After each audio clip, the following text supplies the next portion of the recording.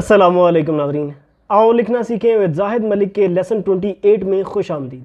नाज़रीन, आज के 28वें लेसन में हम मुख्तलिफ़ हरूफ को मुख्तलिफ़ हरूफ के साथ जोड़ने की सीरीज़ में जीम, चे, हे और खे, इन चारों हरूफ को अलिफ से लेके ये तक तमाम हरूफ के साथ जोड़ के लिखना सीखेंगे। यानी कि जीम, चे, हे और खे। इसके बाद अगर अलिफ आएगा तो अलिफ के साथ जोड़ के कैसे लिखना है, बे के साथ जोड़ के कैसे लिखना है, जीम, चे, हे, खे को जीम, चे, हे, खे के साथ कैसे जोड़ के लिखना है। इसी तरह तमाम हरूफ के साथ बड़ी ये तक लिखना सीखेंगे। नाज़रीन, अगर आप हमारे इस चैनल पर नए हैं और आओ लिखना सीखें कि इस वीडियो को पहली बार देख रहे हैं, तो आपकी मालूमात के लिए बता दूं कि जिस तरह आज का ये हमारा 28वां लेसन है, इसमें हम सिर्फ एक हरफ के बारे में सीख रहे हैं। इसी तरह गुज़श्ता 27 लेसन्स में बहुत आसान अंदाज में, बहुत सिंपल वे में हमने नस्तालीक जो बुनियादी फ़ॉन्ट है जिसमें उर्दू की तमाम किताबें लिखी जाती हैं, इस रस्मुल ख़त को लिखने के अंदाज़, इस फ़ॉन्ट को नस्तालीक कहा जाता है। और इसी नस्तालीक के जो हरूफ तहजी हैं उनको एक एक करके सीखा है। कोई कन्फ्यूजन नहीं थी और एक एक लेसन में एक एक सीखा। जिस तरह आज का लेसन है, अगर आपने गुज़श्ता उन लेसन्स को देखा हो तो फिर आपको आज का लेसन एक अलग क्लास की तरह से नज़र आए, आप उसको पीरियड के तौर पे लें तो आपको बहुत आसान रहेगा।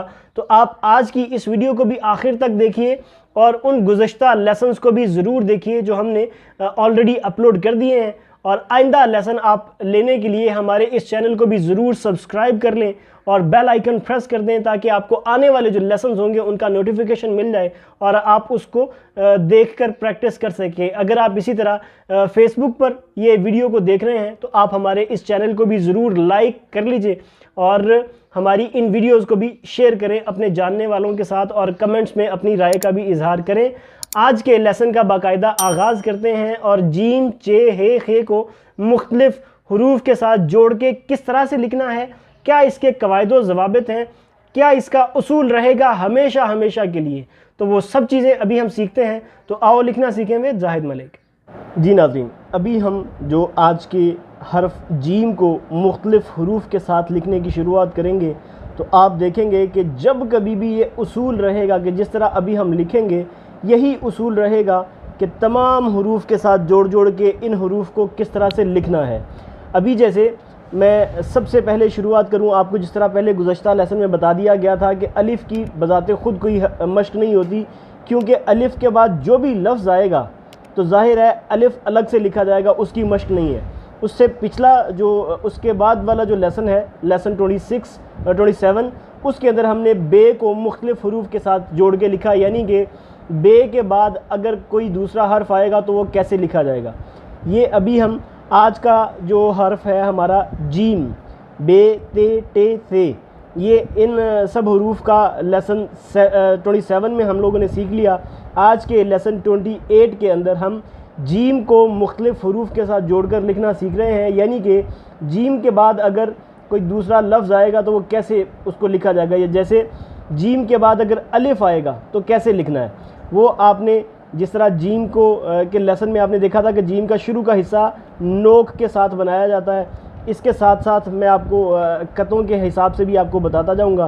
तो ये सबसे पहले हमें नोक के साथ यूं एक कत जैसे ये है, और फिर आधा कत इस तरह वापस एक और आधा, और फिर उसके बाद यहाँ से पूरा कलम लगा के हमें यूं लिखना है।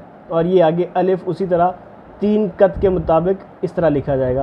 तो ये बन जाएगा जीम अलिफ़ जा। इसी तरह अगर एक नुक्ता है तो ये जीम अलिफ़ जा पढ़ा जाएगा। अगर ऊपर एक नुक्ता है तो ये खे अलिफ़ खा पढ़ा जाएगा।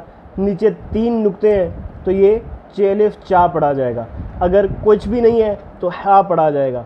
तो यानी कि खे अलिफ़ खा आगे काफ लिख देंगे तो खाक बन जाएगा। चे अलिफ़ चा आगे काफ लिख देंगे तो चौक बन जाएगा। इसी तरह हे अलिफ़ हा लिख के आगे लाम लिख देंगे तो हाल बन जाएगा। इसी तरह जीम अलिफ़ जा बहुत सारे नामों में इस्तेमाल होगा, बहुत सारे अल्फाज में इस्तेमाल होगा। तो बहरहाल जीम को अलिफ़ के साथ जीम, चे, हे, खे, इन चारों हरूफ को अलिफ के साथ इसी तरह से मिलाया जाएगा। ये मैंने आपको मेन उसका कायदा कुलिया बता दिया। उसके बाद नाज़रीन अगला हर्फ है जीम। तो जीम को अगर हम जीम को बे के साथ अगर मिलाएंगे, बे, पे, ते, टे और से, यानी इन पांचों हरूफ के साथ मिलेगा तो इसी तरह से लिखा जाएगा जो अभी हम लिख रहे हैं। फ़र्क आएगा तो सिर्फ़ और सिर्फ नुक्तों का। तो अभी हम सबसे पहले कलम के, क्योंकि आपको मैं ये पिछले लेसन में बहुत बार बता चुका हूँ कि हमने जो बे है, बे, पे, ते, टे, से, वो अपनी इसी जगह पर मौजूद रहेंगे। जिस तरह अलिफ अपनी जगह पर मौजूद रहा है, इसी तरह ये बे, पे, ते, टे, से अपनी जगह पर रहेंगे, बल्कि जो इससे गुज़श्ता हर्फ होगा जिसको हम जोड़ना सीख रहे हैं, हमें वो ऊपर से शुरू करना होगा कि बे, पे, ते, टे से अपनी ही लाइन पर मौजूद रहे। इसका मतलब क्या है तो अभी आपको समझ में आएगा। सबसे पहले हम जीम की ये किस्म लिखेंगे, ये और ये नोक के साथ, बस ये वाला और ये वाला, ये दोनों ही मेन इस्तेमाल होने वाले हैं। जीम की जीम, चे, हे, खे की 3 किस्में होती हैं। वो तीनों किस्में मैं अभी आपको यहाँ पर मेंशन कर दूँगा। आगे हम 5 कत का बे लिख देंगे। तो ये देखिए इस तरह से, अभी जैसे हमने ये लिख दिया, ये 5 कत का आगे बे लिखा गया। तो अब ये देखिए कि हमने अगर ये लिखा खे, एक नुक्ता अगर लग गया तो ये खे बन गया, और अगर इसके आगे ते लिखना है तो ते के 2 नुक्ते लग गए, तो ये बन गया ख़त। जैसे शनाख्त के अंदर लिखा जाता है या दरख्त लिखा जाता है, इसी तरह अगर इसके आगे इसके नीचे अगर एक नुक्ता होगा तो ये जैसे हाजत, ये एक लफ्ज़ है हाजत, ज़रूरत, तो वो सिर्फ़ नुक्तों का फ़र्क लगता जाएगा। इसी तरह इसके आगे जो भी हर्फ आपने लिखना है, से के 3 नुक्ते हो गए, या जो नीचे हर्फ पे के 3 नुक्ते हो गए। तो जीम, चे, हे, खे को बे, पे, ते, टे, से के साथ मिलाने के लिए ये वाला हिस्सा आपको सिर्फ मेन लिखना आना चाहिए। बाकी आप इन जीम, चे, हे, खे, इन चारों हरूफ को इन 5 हरूफ के साथ मिलाएंगे तो बिल्कुल इसी तरह से लिखा जाएगा। और अगर फ़र्क होगा तो वो सिर्फ़ और सिर्फ नुक्तों का। तो आप ये देख रहे हैं जैसे ये चे के 3 नुक्ते और पे के 3 नुक्ते, तो ये लफ्ज़ बन गया चुप, खामोशी, यानी कि चुप, ये चुप बन गया। खे और तेल लिखा, अगर इसके नुक्ते ये डाल रहे तो ये दरख्त बन गया। तो बहरहाल ये आपने देखा कि जीम को जीम, चे, हे, खे को बे, पे, ते, टे, से के साथ कैसे लिखना है। उसके बाद इससे अगला हर्फ है जीम, चे, हे, खे को जीम, चे, हे, खे के साथ कैसे लिखना है। तो वो हमें, क्योंकि हर्फ जीम की गोलाई यहीं पर आधी लाइन से नीचे आनी चाहिए, आधी लाइन से ऊपर होनी चाहिए, तो हम यहाँ से हर्फ को शुरू करेंगे, आधा कत, ये 1 कत, उसी तरह जैसे जीम लिखते हैं, ये इस तरह, और फिर यहाँ पर फिर से जीम। तो सबसे पहला जैसे ये आपको दिखने में नज़र आएगा, ये जैसे हज पढ़ा जाता है, हे और उसके नीचे जीम। तो ये आप देख रहे हैं कि हमने एक ही हर्फ को, ये देखिए इस तरह से, यूँ ये हमारा हर्फ लिखा गया। जीम, चे, हे, खे को जैसे ये जीम के साथ लिखा तो ये बन गया हज। इसी तरह इसके ऊपर अगर एक नुक्ता होगा तो ये बन जाएगा खज। उसके बाद अगर यहाँ पर 3 नुक्ते अंदर होंगे तो ये चे बन जाएगा। और इसी तरह इसी के ऊपर ही यहाँ पर 3 नुक्ते ये बन जाएंगे, या एक नुक्ता लिखा हो तो जज बन जाएगा। तो बहरहाल जीम, चे, हे, खे को जीम, चे, हे, खे के साथ मिलाना हो तो इसी तरह से लिखा जाएगा। इसके बाद नाज़रीन अगला जो हर्फ है जीम, चे, हे, खे को दाल, डाल या जाल के साथ मिलाना, तो वो जिस तरह जीम अलिफ जा लिखा बिल्कुल हू बहू हमें 1 कत ये, आधा कत ये, और यहाँ पर कलम पूरा लगा के इस तरह से ये लिखा। आगे हमें रे लिख देना, जो हमने ये सीखा था कि जब कभी भी दाल किसी भी हरफ के साथ मिल के आएगा तो वो रे की शक्ल में लिखा जाएगा। तो इस तरह से ये देखिए, अभी हमने जैसे ये लिख दिया, ये हे दाल हद बन गया, ठीक है। अगर ये ऊपर एक नुक्ता लगा देंगे, खे दाल खुद, ये खुदा, अगर आगे मैं अलिफ लिख दूँगा तो खुदा बन जाएगा। इसी तरह जीम अगर नीचे एक नुक्ता लिखा जाएगा तो ये जद बन जाएगा। इसी तरह 3 नुक्ते नीचे होंगे तो ये चद बन जाएगा। तो ये किसी भी लफ्ज़ के साथ इस्तेमाल होता है। इसी तरह हे और ज़ाल लिख देंगे तो ये हज़ बन गया, खे ज़ाल लिख देंगे तो खज़ बन गया। तो ये बहरहाल सिर्फ नुक्तों का फ़र्क होगा। उसके बाद जीम को रे के साथ कैसे लिखना है, तो वो उसी तरह से ये वाली शक्ल इसमें इस्तेमाल होगी। आपने ये चीज़ याद रखनी है कि इसमें कौन सी शेप आप इस्तेमाल कर रहे हैं। तो जीम को जब रे अड़े वे से के साथ लिखेंगे तो ये यही वाली शक्ल इस्तेमाल होगी, जैसे कि ये देखिए, ये लिखा और फिर आगे हमने रे लिख दिया। तो ये देखिए, इसी तरह ये अब ऊपर एक अगर नुक्ता होगा तो ये बन जाएगा खर, आगे अलिफ बे लिख देंगे तो ख़राब जैसे होता है, और अगर नीचे एक नुक्ता हो तो ये बन जाएगा जीम रे जर, आगे अलिफ बे जराब।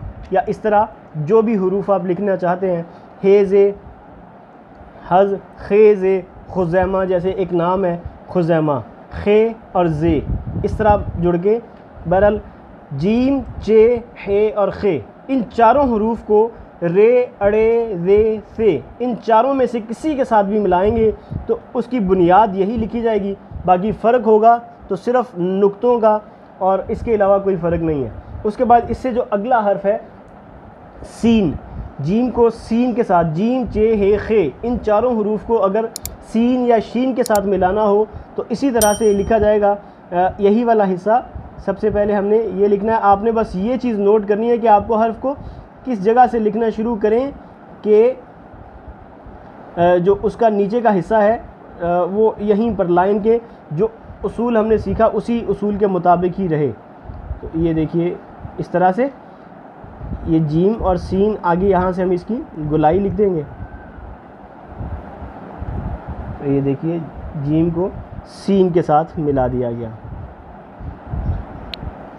अब ये अगर मैं जीम का एक नुक्ता लगा दूं तो ये बन जाएगा जिस,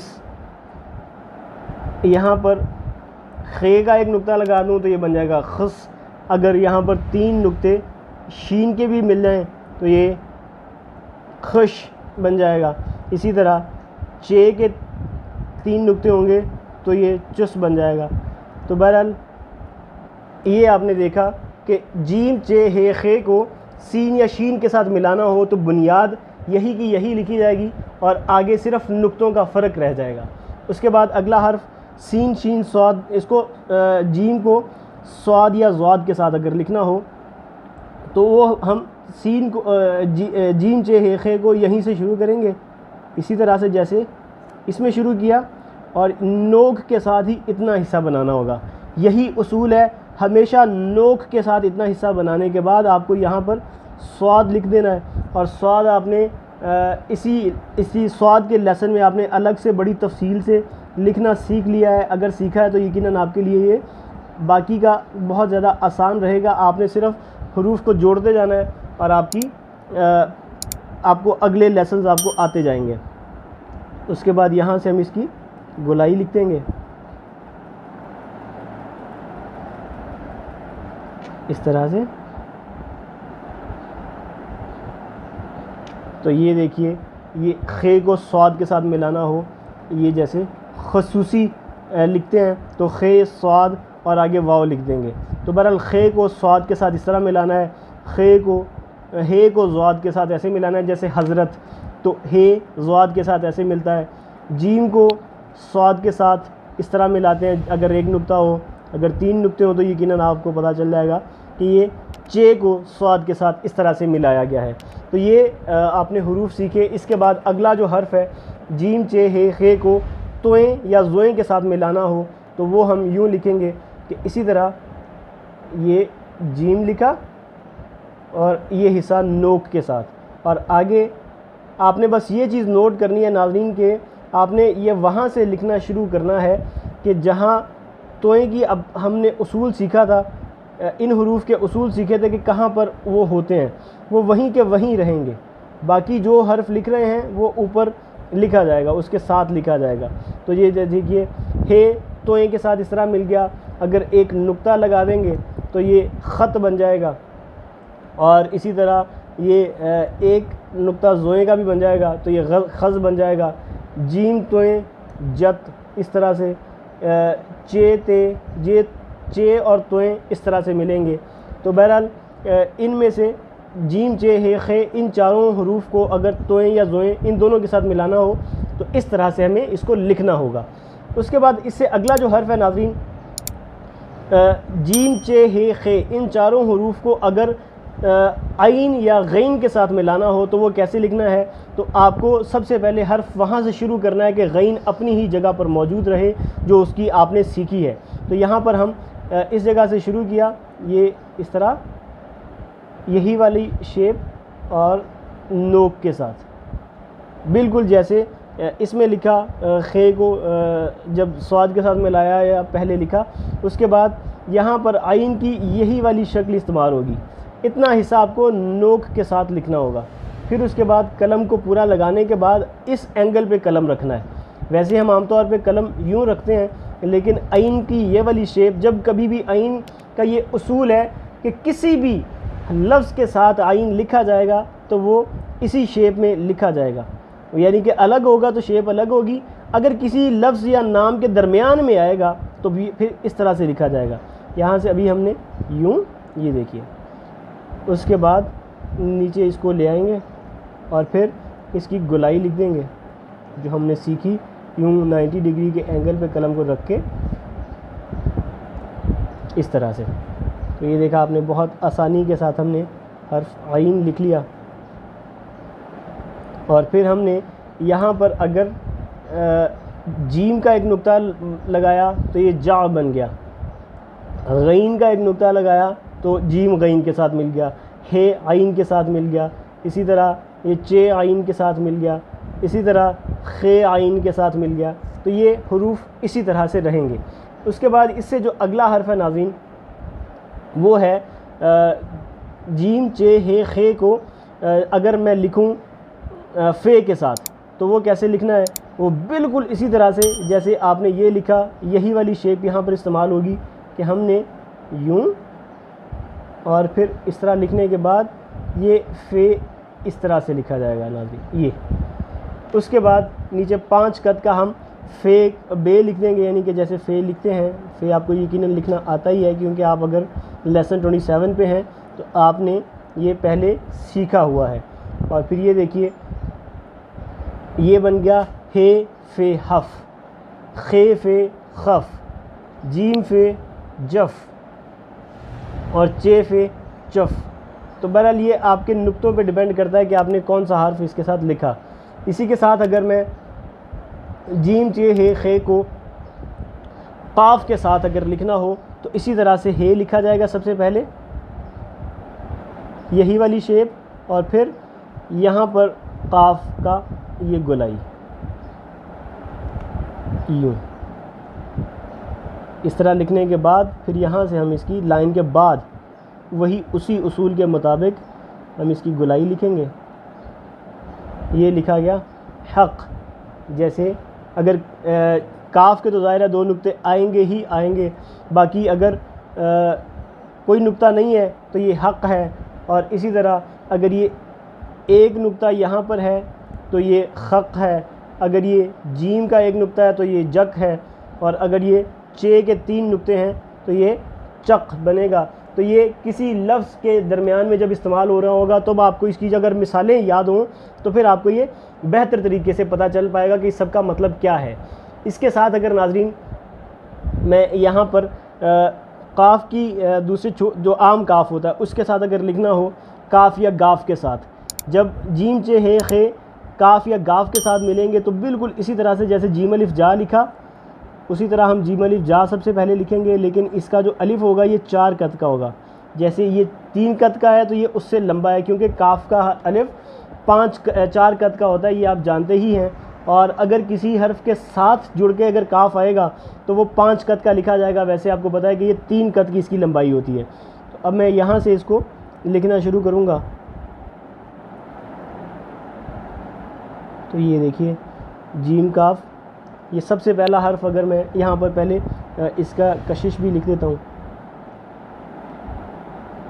ये तो ये अगर जीम गाफ के साथ है, एक नुक्ता है तो जग बन जाएगा। अगर एक नुक्ता ऊपर है तो खक बन जाएगा। नीचे 3 नुक्ते हैं तो ये चक बन जाएगा। और ऊपर अगर एक और कशिश है, इस तरह से आप वो भी लिख सकते हैं। इसी तरह जीम को, चे को, हे को, खे को जब लाम के साथ लिखना हो तो उसी तरह जीम अलिफ जा, लेकिन ये इसका ये वाला जो ऊपर का हिस्सा होता है ये इस तरह से तकरीबन 2 कत में लिखा जाता है और फिर इसको नीचे 5 कत की तरफ ला के और फिर इसकी नीचे गोलाई लिख दी जाएगी।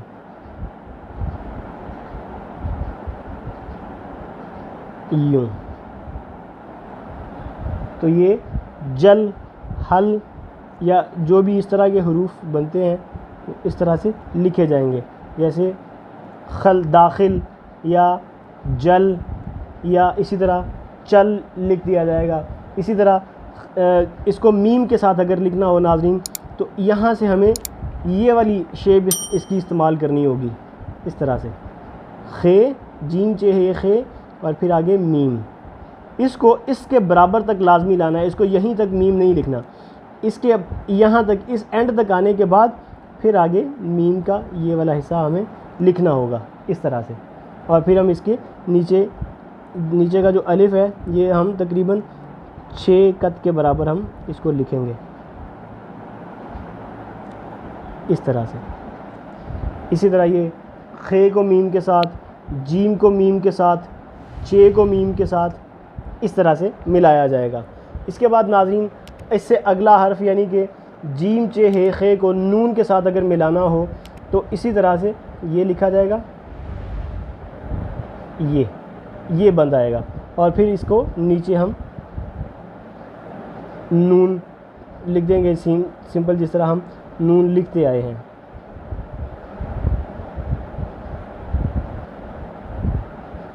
ऐसे ये लिखा गया नून, हे नून हन, खे नून खन जैसे नाखुन, जीम नून जन, चे नून ये बन जाएगा चन।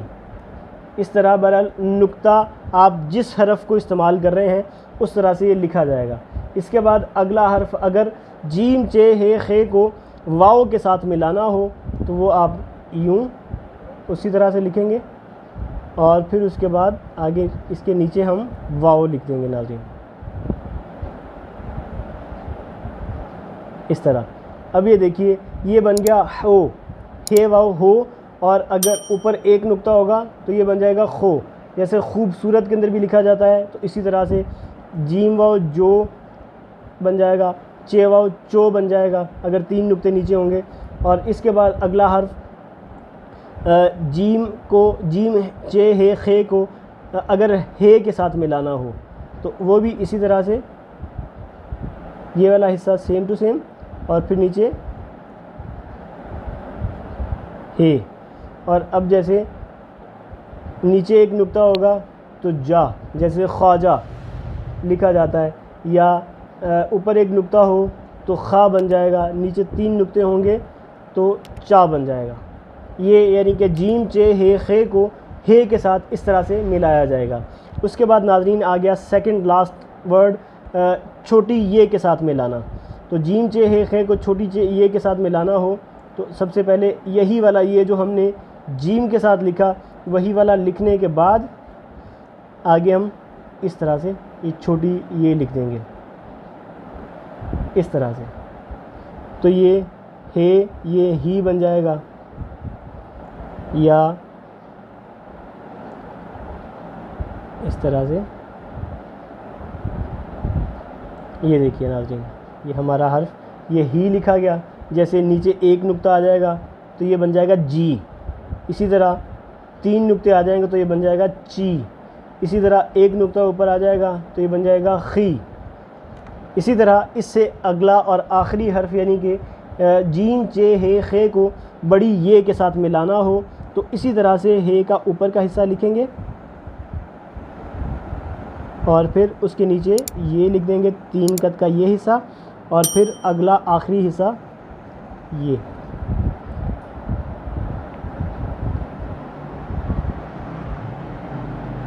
ये आपको बताया था कि अपनी मर्ज़ी के हिसाब से आप इसको बड़ा छोटा कर सकते हैं। तो यहाँ पर अगर ये कुछ भी नहीं है तो हे को बड़ी ये के साथ मिलाया, अगर एक नुक्ता ऊपर है तो खे को बड़ी ये के साथ मिलाया, नीचे एक नुक्ता है तो जीम को बड़ी ये के साथ मिलाया, और अगर 3 नुक्ते हैं नाज़रीन तो ये हमने चे को बड़ी ये के साथ मिलाया। तो ये आज के लेसन में आपने देखा कि हमने कलम के साथ जीम चे हे खे को तमाम हुरूफ के साथ मिला कर के लिखा है। तो आपने ये तमाम शक्लें याद रखनी है कि अगर जीम चे के साथ लिखा जा रहा है तो कौन सी शक्ल है, जीम अलिफ के साथ लिखा जा रहा है तो कौन सी शक्ल है, जीम रे के साथ लिखा जाएगा तो कौन सी शक्ल है, जीम के बाद अगर काफ आएगा तो किस तरह लिखना है, जीम के बाद अगर छोटी ये आएगी तो कैसे लिखना है, जीम के बाद अगर नून आएगा तो कैसे लिखना है। तो ये आपने देखा कि तमाम हुरूफ के साथ हमने जीम चे हे खे को जोड़ कर लिखना सीखा है। जी नाज़रीन, आपने आज के हर्फ को देखा, हमने मुख्तलिफ हुरूफ के साथ मुख्तलिफ हुरूफ को कैसे जोड़ा, कलम के साथ आपने लिखते हुए देखा। आपने ये इस चीज़ में कंफ्यूज नहीं होना कि मैंने जिस तरह बहुत ज़्यादा नुक्ते लिखती है, मैं सिर्फ बताता गया। ये बताने का मतलब जैसे मैंने जीम अलिफ जा लिखा, उसी के ऊपर मैंने चे के नुक्ते लगा दिए, खे का नुक्ता लगा दिया। तो ये आपने सिर्फ बताने के लिए, क्योंकि लेसन वरना बहुत ज़्यादा लंबा हो जाएगा।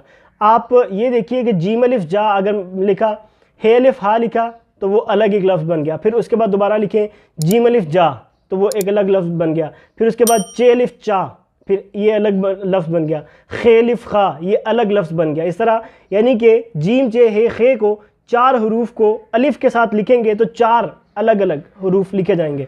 इसी तरह जीम चे हे खे को बे के साथ लिखा, वो आप मैंने एक ही, क्योंकि लिखने के बाद मैं सिर्फ नुक्तों का फ़र्क डाल दिया, आप उसको अलग अलग से लिख कर उसकी प्रैक्टिस कर सकते हैं। तो बहरहाल आप कलम के साथ लिखने को प्रेफर करें, कलम के साथ लिखें। मैं आपको यही रिकमेंड करता हूँ। आप सीख रहे हैं तो सीखने के मराहिल में आपको कलम से लिखना बहुत ज़रूरी है। आप अगर कत बड़ा होता है तो लिखते हुए उसकी चौड़ाई ज़्यादा बेहतर अगर आपको पता चल पाए तो आपकी लिखाई जल्दी बेहतर होगी।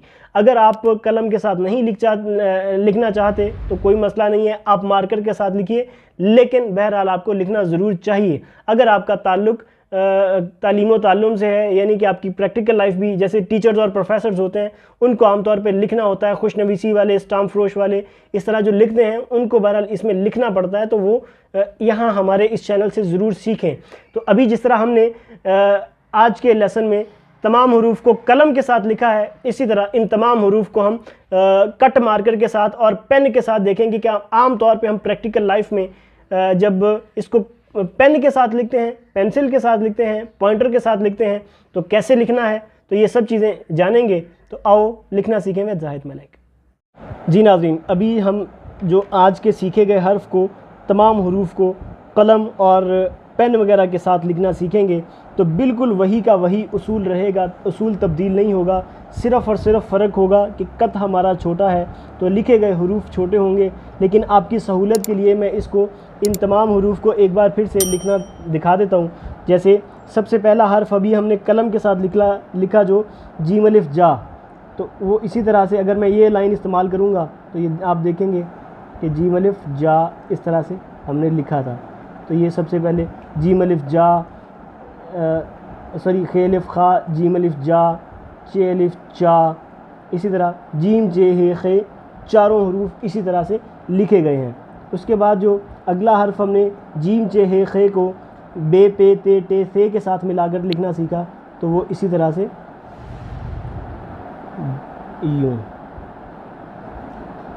ये देखें, ये ते के साथ, हे को ते के साथ, खे को ते के साथ, खे को ते के साथ, जीम को अगले हर्फ के साथ, ये बे के साथ, ये सिर्फ आपने नुक्ते लगाते जाना है तो आपका हर्फ तब्दील होता जाएगा।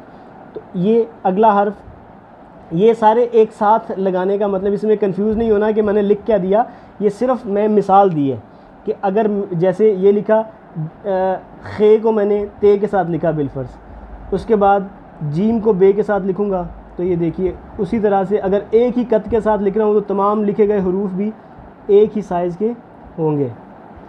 ये जैसे जीम को बे के साथ लिखा तो जब बन गया। इसी तरह अगले हर्फ को तमाम को बहरहाल आप इसी तरह तरतीब से लिख सकते हैं। इसी तरह जीम को, चे को, हे को, जीम चे हे खे के साथ मिलाना हो तो ये देखिए उसी तरह से लिखा गया, जैसे हज या तमाम हरूफ के साथ आप जोड़ के इसको लिख सकते हैं। इसी तरह जीम को दाल के साथ अगर मिला रहे हैं, वही का वही उसूल जो भी हमने सीखा, ये खे को दाल के साथ मिलाया, जीम अगर लिख देंगे तो जुदा बन जाएगा। अगर आगे मैं अलिफ लिख देता हूँ मिसाल के तौर पे, ये लिखा तो आप देख रहे हैं कि खे दाल खुदा बन गया, खे दाल अलिफ, जीम दाल अलिफ जुदा बन गया। चे लिख देंगे तो इसी तरह अगले हर्फ के साथ हम इसको मिलाकर लिख सकते हैं। इसके बाद जीम चे हे खे को रे के साथ अगर मैं मिला रहा हूँ तो फिर देखें उसी तरह से जो अभी हमने कलम के साथ जिस तरह लिखा, और ये आपने इसकी तरतीब यही की यही रखनी है लाइन पे, ये बिल्कुल तरतीब वार रहेंगे। उसके बाद जीम को सीन या शीन के साथ अगर मिलाना हो, जीम चे हे खे में से तीनों हरूफ में से अगर किसी दूसरे हरफ के साथ इसको अगर मिलाएंगे तो ये इसी तरह से लिखा जाएगा। ये देखें, ये जीम अगर हे सीन हिस बन गया, हे नून हश बन गया, जीम शीन जश बन गया, खे शीन खश बन गया। इसी तरह इससे जो अगला हर्फ है इसको अगर सौद के साथ मिलाऊं तो इस लाइन के ऊपर अगर मैं लिख रहा हूं तो ये इस तरह से वही उसूल जो अभी कलम के साथ लिखते हुए हमने जिस तरह से लिखा है, ये आगे स्वाद की नीचे की गुलाई, तो ये खस खज जज चज, ये तमाम हरूफ इस तरह इसके साथ मिलेंगे। इसी तरह उसके बाद अगला हर्फ तोए के साथ इसको मिलाना हो तो ये देखिए उसी तरह से जैसे हमने वो लिखना सीखा, खे तोए खत, ऐसे जीम तोए जत, चे तोए, इस तरह आप नुक्ते का सिर्फ फ़र्क रहेगा। उसके बाद आइन के साथ अगर मिलाना हो तो वो भी उसी तरह से रहेगा, जैसे मर्जा, मर्जाउल खलाइक जैसे बोलते हैं, जमा होने की जगह को मर्जा कहते हैं। तो इस तरह से ये जीम अलिफ जा, ऐसे जैसे जाफ़र, तो जीम आइन आगे फ़े लिख देंगे तो फ़े रे लिखने के तो जाफ़र बन जाएगा। बहरहाल जीम को फ़े के साथ इस तरह से मिलाया जाएगा। उसके बाद जीम को फ़े के साथ कैसे मिलाना है तो वही जो उसूल अभी हमने सीखा, यही वाला फ़े सेम, और उसके आगे फ़े बाकायदा जो लिखते हैं। और जैसे नजफ़ उसके अंदर भी लिखा जाता है, लेकिन वो उसके पहले नून लिखना हो तो वो और हरफ बनेगा। इसी तरह खे फ़े, जीम फ़े, खे फ़े, चे फ़े, इसी तरह से लिखा जाएगा। उसी तरह इसके बाद अगला हर्फ हे को काफ के साथ जिस तरह अभी हमने कलम के साथ लिखा है, वही वाला उसूल यहाँ पर भी रहेगा। तो ये देखिए इस तरह हे काफ हक, खे काफ खक, जीम काफ जक, चे काफ चक, ये जो किसी भी हर्फ में आप अपनी सहूलत के हिसाब से जो आप लफ्ज़ लिख रहे हैं वो इसके साथ लिखा जाएगा। इसके बाद अगला हर्फ दूसरे वाला जो काफ होता है वो उसी तरह से जीम अलिफ जा लिखेंगे, लेकिन अलिफ इसका 4 कत का होगा, उस वाले से थोड़ा सा लंबा, और फिर उसके बाद आगे बे लिख देंगे 5 कत का। और ये देखिए ऊपर की कशिश, ये जैसे हरफ है जग, खग, चग, चक वगैरह, जो भी आप अपनी नुक्ते अपनी लिखे गए लफ्ज़ के हिसाब से लगाएंगे। उसके बाद लाम के साथ अगर लिखना हो इस लाइन पे तो मैं यहाँ से हर्फ को लिखना शुरू करूँगा, तो जीम लाम, ये जैसे ये लाम लिखा गया तो ये देखिए खल जैसे दाखिल, ये जल, चल, इन तमाम हरूफ के साथ इस तरह। उसके बाद अगला हर्फ खे, जीम चे हे खे को मीम के साथ लिखना हो तो वो इस तरह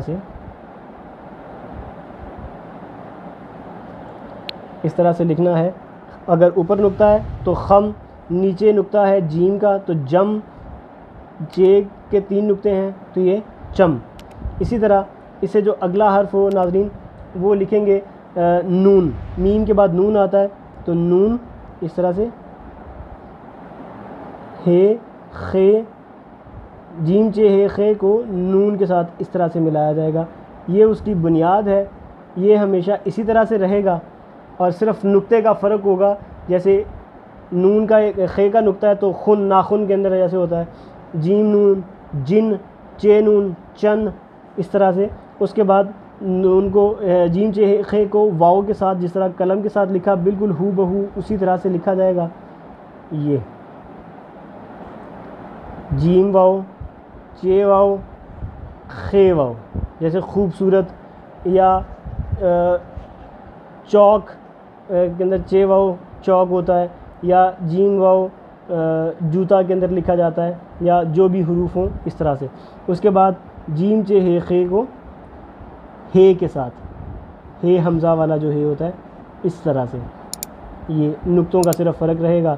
और आखिरी सेकंड लास्ट हमारा छोटी ए के साथ अगर इसको मिला रहे हैं तो ये देखिए इस तरह जी, खी, ची वगैरह। और हमारा आखिरी हर्फ बड़ी ए के साथ जीम चे हे खे को मार्कर के साथ भी अगर लिखेंगे तो बिल्कुल इसी उसूल के मुताबिक ही लिखा जाएगा, खे, जे, चे। तो ये देखा आपने कि उसूल वही के वही रहे हैं जिस तरह अभी हमने कलम के साथ लिखा है। अगर नाज़रीन में इसी पूरी मश्क को अगर मैं पेंसिल, आम जो आप पेन वगैरह पेंसिल के साथ पॉइंटर के साथ लिखते हैं तो बिल्कुल यही का यही उसूल रहेगा नाज़रीन, उसमें कुछ भी तब्दीली नहीं होगी। चाहे आप किसी भी चीज़ से लिखें, पेंसिल पेन वगैरह के साथ लिखना भी उसी तरह से है। जैसे ये लाइन है, इस लाइन पे लिख रहा हूँ तो ये जीम अलिफ जा, यूँ, जीम ते जत। देखें आप जब लिख रहे होंगे तो पता चल रहा होगा कि ये पहले से लिखना जानता है। इसी तरह से जीम, अगर जीम के साथ लिखा है तो वो अपनी उसी जगह पर मौजूद रहना चाहिए, जैसे हज। उसके बाद खे को दाल के साथ, खे को रे के साथ, खे को सीन के साथ। तो आप देख रहे हैं पेंसिल के साथ, पॉइंटर के साथ, किसी भी चीज़ के साथ लिखेंगे तो इसी तरह से लिखा जाता रहेगा। जैसे मिसाल के तौर पे मैंने ये इतना पेन के साथ लिखा, इसी तरह मैं अगर इसको पॉइंटर के साथ लिखता हूँ या बॉल पॉइंट के साथ लिखता हूँ तो ज़ाहिर है क्योंकि इसके अंदर नोक होती है, ये कट नहीं होता, तो इन तमाम चीज़ों के साथ लिखना एक ही तरह से लिखना कहलाएगा। तो ये देखिए इस तरह से, ये चाहे आप पेन के साथ लिखें चाहे आप पॉइंटर के साथ लिखें, क्योंकि इस तरह इसमें नोक तो है नहीं, तो ये आप किसी भी चीज़ के साथ लिखेंगे तो उसूल वही का वही रहेगा।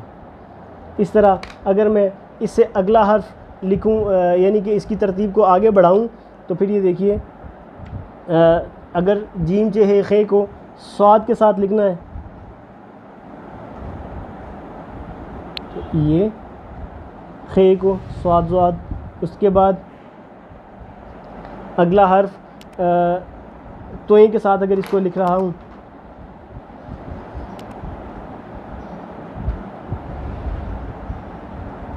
यूँ, खे तोए ख़त।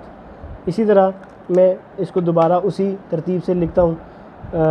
जो हमारा हर्फ है आइन के साथ अगर जीम को लिख रहा हूँ कलम के साथ भी, तो भी उसी तरह उसी उसूल के मुताबिक ही लिखा जाएगा। और ये फे के साथ और इससे अगला हर्फ यानी कि काफ के साथ हक। ये आप देखेंगे कि आपकी लाइन की इस्तेमाल जो मैंने बताया उस तरह आपकी लफ्ज़ों की तरतीब भी ठीक होती जाएगी और कोई भी लफ्ज़ आपका बेतरतीब नज़र नहीं आएगा, ऊपर नीचे नज़र नहीं आएगा, सारा तरतीबवार होगा। इसके बाद जो इससे अगला हर्फ है जो चे काफ चक, तो आप देखें वो भी उसी तरह से उसी उसूल के मुताबिक ही लिखा। जीम लाम जल, चे लाम चल, इस तरह मीम के साथ यूँ जोड़ दिया, नून के साथ इस तरह ये खे को वाव के साथ, हे के साथ। आप ये चीज़ नोट करें कि जो शेप इसमें लिखी है वही वाली हमने इस्तेमाल की है। ये देखिए, ये जिसमें यूँ वाली है तो वो वैसे आएगी, जो ये वाली है वो वैसे आएगी, और फिर जैसे बड़ी ए के साथ लिख रहे हैं तो ये देखिए वही वाली शेप हमने इस्तेमाल की है। तो आपने इन शक्लों को ज़रूर इस्तेमाल करना है, और उसी के हिसाब से आम पेन पेंसिल वगैरह के हिसाब से भी अगर लिखेंगे तो आप इसी तरह की शेप्स को यूज़ करेंगे, तब आपकी लिखाई बाकायदा पता चलेगा कि ये कैलीग्राफी जानते हैं और सलीके के साथ लिख रहे हैं। अगर आप उसी तरह मिसाल के तौर पे हक में हम लिखते हैं ये वाला काफ और आप ये काफ लिख देंगे तो फिर ज़ाहिर है वो गलत लगेगा, हमें यही वाला इस्तेमाल करना है। और अगर मैं मिसाल के तौर पे जीम ये के साथ लिखते हैं तो अगर आप जीम को ये के साथ लिखते हुए ये वाला यूँ करके लिखेंगे तो ये गलत लगेगा, इसके साथ ये वाला हे लिखा जाता है। तो आपने इन चीज़ों का बहरहाल ज़रूर ख्याल करना है और आपने इसकी बहुत ज़्यादा प्रैक्टिस करनी है। जी नाज़रीन, आपने अभी जो तमाम हरूफ थे जीम की मश्क, जीम की एक्सरसाइज को देखा कि हमने जिस तरह कलम के साथ लिखा था उसी तरह उन्हीं उसूलों के मुताबिक हमने इस हरफ को, इन तमाम हरूफ को मार्कर के साथ और पेन पेंसिल पॉइंटर वगैरह के साथ किस तरह से लिखना है वो भी सीखा। नाज़रीन, ये यकीनन हर काम इसी तरह से है, आपको सीखना होता है तरतीब के साथ। बहुत से लोग होते हैं जो यकीनन जिन्होंने सीखा हुआ होता है लेकिन उन्होंने सीखने की बुनियाद ही गलत होती है, तो फिर वो जब आगे भी लोगों को भी सिखाते हैं तो जाहिर है उनका कोई कसूर नहीं होता, लेकिन उन्होंने जहाँ से सीखा हो तो वो गलत चीज़ सीखी है तो जाहिर है वो आगे वही कन्वे कर रहे होंगे। तो बेहतरी की गुंजाइश हर इंसान में होती है। नाज़रीन, मैं इंसान हूँ, मुझ में भी बेहतरी की गुंजाइश है, यकीनन आप में भी बेहतरी की गुंजाइश हो सकती है। यूट्यूब पे अगर आपका कोई चैनल है, आप अगर लोगों को लिखना सिखा रहे हैं तो यकीनन आप में भी बेहतरी की गुंजाइश है, आप भी लिखना सीख सकते हैं। हमारे इस चैनल पर आप देखिए, आप असली जो उसूल हैं, जो लॉजिक वाइज हैं, बहुत सारे कैलीग्राफी के अंदर इस तरह के उस्ताद गुजरे हैं जो बग़ैर किसी लॉजिक के उन्होंने बहुत सारी चीज़ें लिखी हैं जो कि उनका प्रैक्टिकल लाइफ में बहुत ज़्यादा कुछ इस्तेमाल नहीं है। तो बहरहाल आप उस तरह से सीखिए जो तरतीबवार मैं आपको जिस तरह सिखा रहा हूँ, जो लाइन का इस्तेमाल सिखा रहा हूँ नाज़रीन, वो बहुत ज़्यादा ज़रूरी है। अगर आप यहाँ से सीखने के बाद आप चैनल चला रहे हैं तो यकीनन आप चलाइए, आपका हक है, आप भी लोगों को सिखाइए। इसी तरह आप अगर टीचर हैं तो जाहिर है आप के स्टूडेंट्स हैं, आप बच्चों को जाहिर है सिखाते हैं, आपकी ख़ुद की हैंड राइटिंग अच्छी होगी तो जाहिर है आप अपने स्टूडेंट्स को भी अच्छा सिखा सकते हैं। आम तौर पे ऐसा भी होता है, ये कोई मतलब बड़ी बात नहीं है कि अगर किसी स्टूडेंट की लिखाई किसी टीचर से अच्छी हो जाए तो ये भी कोई बड़ी बात नहीं है। तो बहरहाल टीचर्स को भी चाहिए कि वो अपने लिखने के अंदाज़ में बेहतरी लाएँ।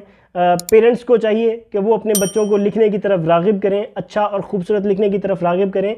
बहरहाल आप हमारे इस चैनल से ज़रूर सीखिए, आप इसके कवायद ज़वाबित को सीखिए। ये बेतरतीब अल्फाज नहीं है जो आज के एक्सरसाइज में, जो जीम की मश्क में जैसे मिसाल के तौर पे हमने सीखे, ये बेतरतीब नहीं थे कि ऐसे ही मैंने किसी हर्फ को किसी हर्फ के साथ जोड़ दिया।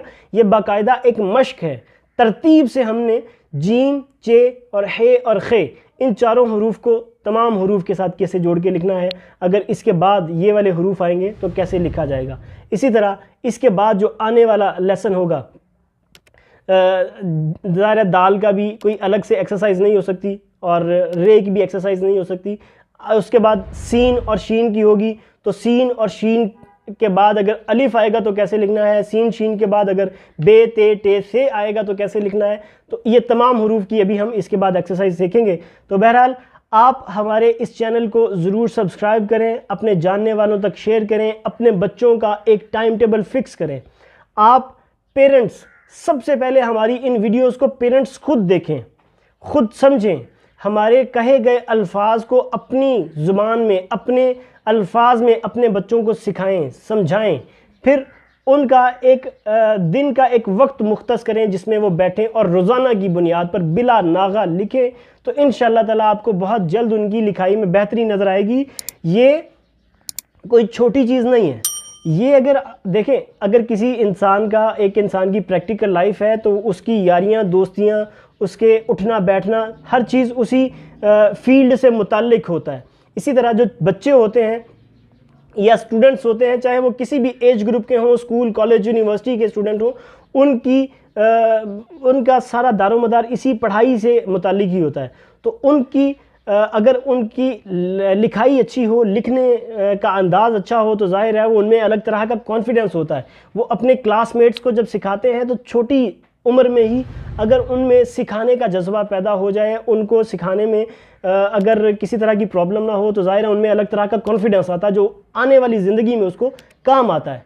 तो बहरहाल आप हमारी इन वीडियोज़ को भी ज़रूर अपने जानने वालों के साथ अपने व्हाट्सएप फैमिली ग्रुप्स में शेयर करें, और अगले लेसन में इंशाअल्लाह ताला नए हरूफ के साथ मुख्तलिफ हरूफ को जोड़ने के लेसन में दोबारा हाजिर होंगे। अपना और अपनों का बहुत ज़्यादा ख्याल रखिएगा। अल्लाह हाफ़िज़।